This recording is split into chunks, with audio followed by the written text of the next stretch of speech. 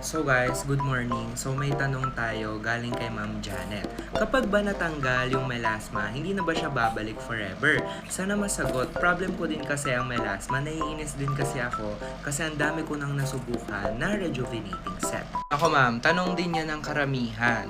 Ang melasma kasi guys, nakukuha natin sa mga iba't ibang kadahilanan tulad ng pagbubuntis, at too much exposure sa araw at pati na rin yung hormonal imbalance. Nakukuha din ito sa genetics, so napapasa-paasa yung mga ganitong skin type. So ma'am, to answer your question, depende po. So bakit po ba depende? So kung hindi na po kayo magbubuntis, maaari hindi na po bumalik ang iyong melasma.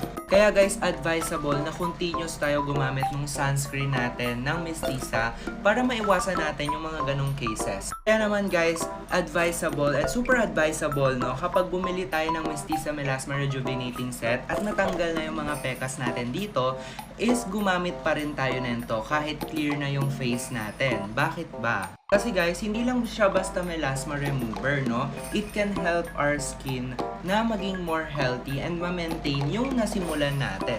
And para maging continuous lang yung pagiging healthy and glowing skin ng mukha natin. So ayun lang guys, thank you so much.